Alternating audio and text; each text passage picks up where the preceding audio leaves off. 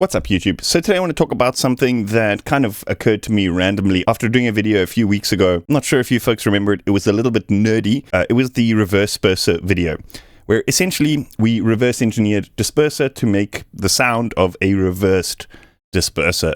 So it's not a phase inverted thing. It's a slightly different concept. It dawned on me that we can actually use the concept of the Reversperser to reverse the negative phase effects that you can often get through multiband processing. So then it occurred to me that OTT is probably one of the most overused plugins these days. It's been kind of redesigned in so many different forms in terms of linear phase and all sorts of stuff, but nothing really truly addresses the main issue, and that's the phase distortion. Using this Reversperser technique, I think we can address that issue pretty well. So again, I just want to make it totally clear that OTT is not actually broken. There's nothing wrong with the effect. It's great for sound design. In fact, one of my favorite effects, the disperser effect, which kind of spawned the whole original idea, is based on multiband splits and the audible nature of those multiband splits. But sometimes you maybe don't want the split to be as audible. Say, for example, in a mixing or mastering context. Often OTT is criticized in mastering and mixing because it sounds very audible. You can kind of hear almost instantly when a sound has OTT on it. However, using this technique, maybe that's not so much the case. Anyway, let's dive in and discuss. Okay, so let's discuss some of the technical stuff. Over here on the screen, what we see here is the representation of the phase of a signal that is being passed through OTT. I'm using a plugin called Bertum EQ Curve Analyzer, which is pretty cool for this kind of thing. It allows you to quickly see what's happening to your sound. It is audible. I'm going to go and actually show you guys and see if you can hear the difference, but you can hear it when you stack it up multiple times. Regardless, this is a very nice visual tool to be able to see not only is it affecting the sound in interesting phase ways, but it also allows us to see exactly what frequencies that split is. So just as an example, this purple line represents the phase. So again, remember that OTT in this instance, the depth is at 0. So it shouldn't be processing the sound. However, we still get this negative phase effect, quote unquote negative phase effect, because of the nature of multiband splitting. It's just always going to happen with a multiband split. Except linear phase, that's a little bit of a different direction. I'm not sure if we're going to cover that in this episode, but it still doesn't solve the issue. It allows us to see the phase change at which frequency. So let's say, for example, we had a sound at 75 hertz. This process of having OTT on the channel, even at 0, like it's not processing the sound, it's not supposed to be processing the sound. Even now, it's going to rotate the phase by minus 165 degrees or whatever the case is. And then if we have another sound just less than an octave up, a couple of notes up, it's going to be completely phase inverted. So this can be interesting for sound design and all sorts of things, but in a mixed context, this can get very messy because suddenly you're going to have a really nice sort of phase relationship of your entire mix, the stereo and everything is sounding good.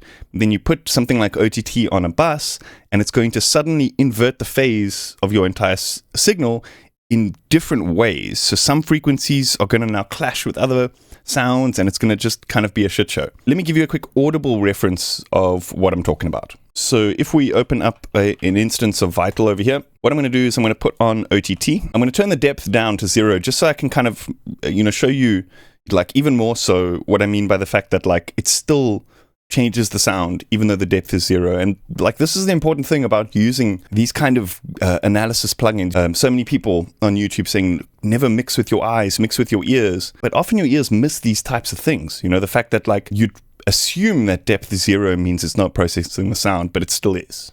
So anyway, what I'm going to do, depth 0 on this channel, and let's actually see, can you hear the difference when I turn this on and off?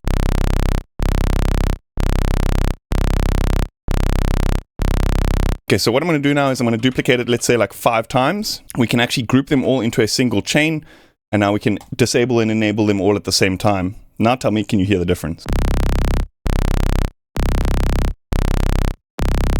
This effect that we're hearing is known as dispersion.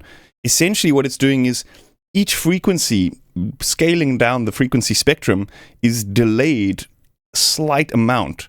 And I believe the higher frequencies come first and the lower frequencies are delayed ever so slightly. And the more we stack this effect, the more it delays the low frequencies. So this can cause stuff in the mix that maybe you don't want. Maybe you want a nice tight low end.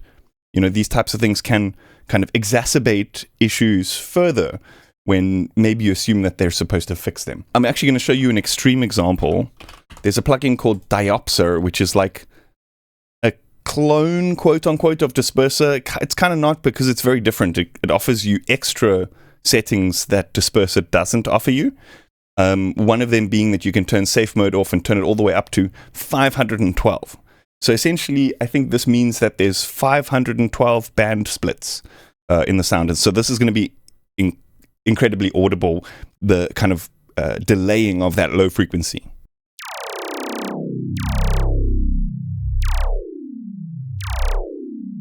But like I said, this is an extreme example. We're never going to be using 512 OTTs on a mix or a master, but just so you know what sound it's actually doing. Do you know what I mean? So, okay, back to the whole point of the video. This whole negative phase effect and the trick that I've discovered to fix this.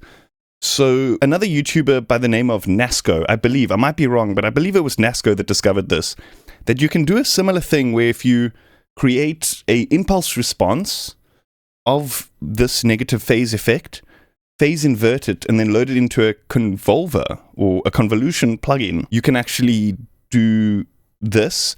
However, there's one downside about that technique, is that you can't change it in real time.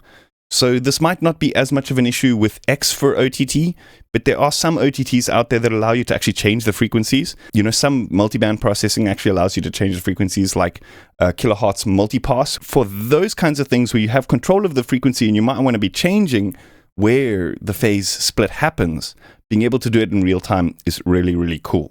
So the one downside to this kind of solution is that it's not exactly real time. It's pretty huge latency.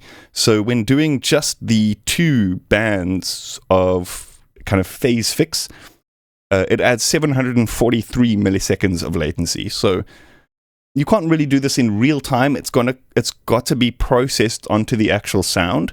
But you know, some DAWs actually handle latency compensation pretty well. So that might not be an issue for some DAWs, but if you've got multiple channels and lots of plugins going on, you're going to run into issues at some point. So just bear that in mind. But the big reveal. So we're using equilibrium, and as you can see, we're not actually affecting the frequency balance of the sound. We've just loaded up two all-pass filters over here.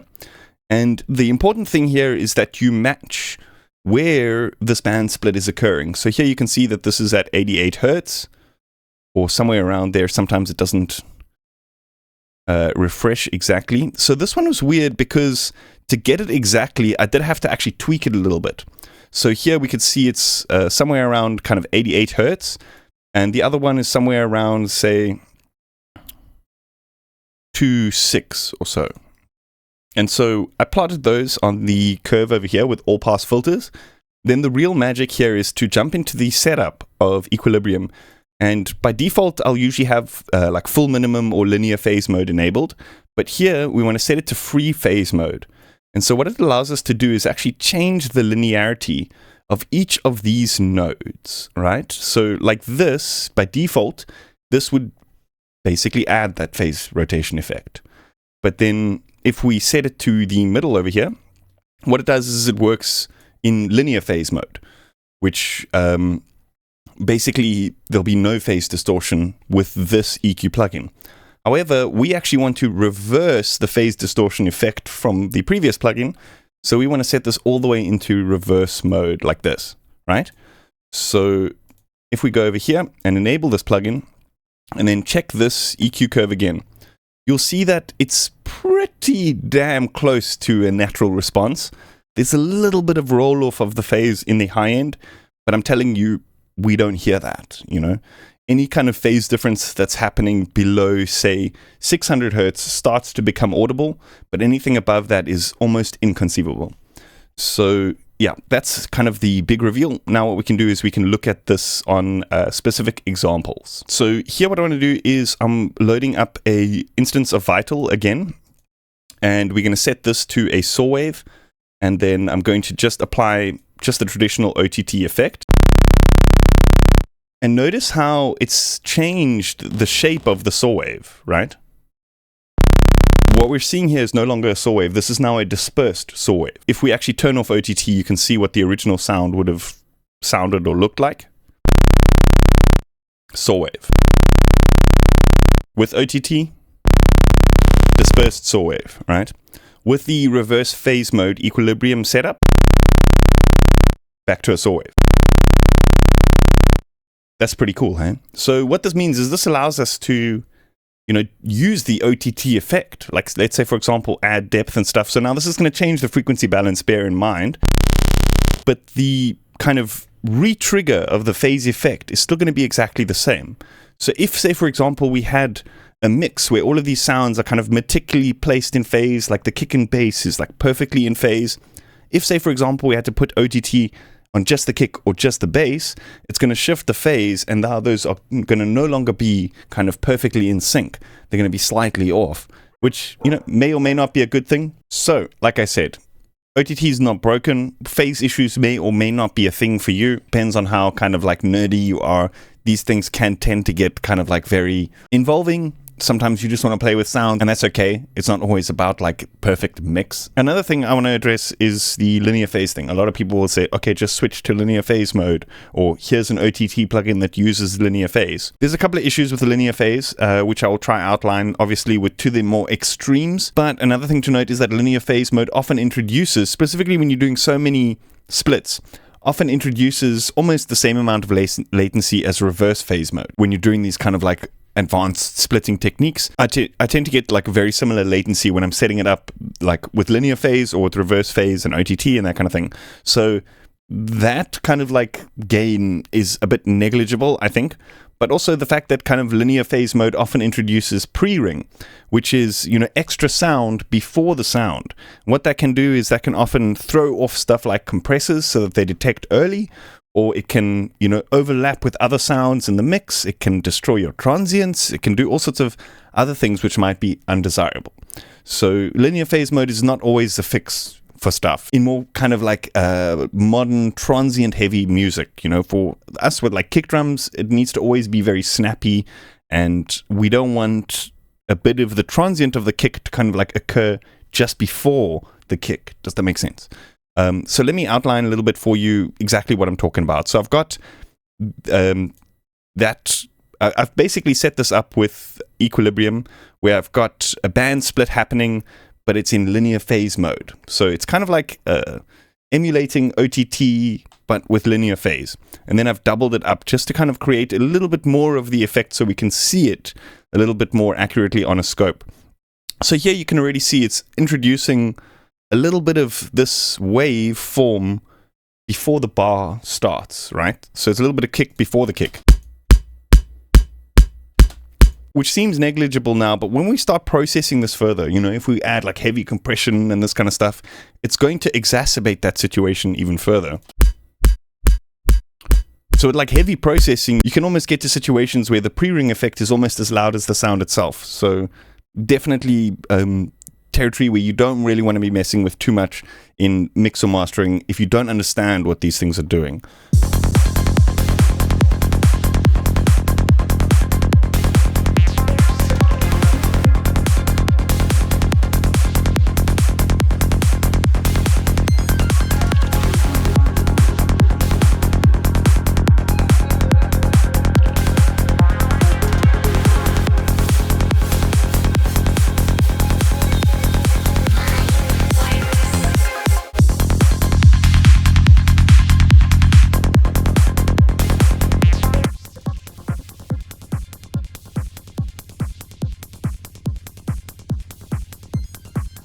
So again, I'm going to kind of stress the point that like the phase is not going to make or break your track, but understanding what these things do to your signal and how they may affect other processes down the chain is the most important thing.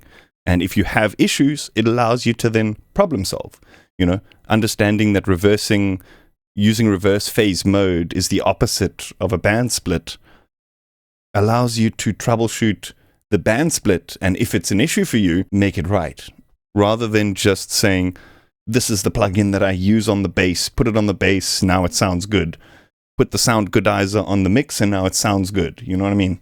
I try to avoid that kind of stuff in my tutorials and try to kind of be more visual, show you exactly what these effects are doing, and that way you can make the decision whether you want to use it or not. Up to you. I think that's about it. Hope you guys enjoyed the video. A little bit more of a technical one for today, but I know some of you folks really enjoy this kind of stuff. And yeah, I do too. So anyway, thank you for tuning in. I hope you guys enjoyed that. I will see you guys next time. And if you like this more nerdy technical stuff, let me know in the comments. If you're new here and you haven't yet, please consider subscribing to my channel and hitting that like button. I'll see you guys next time. Cheers.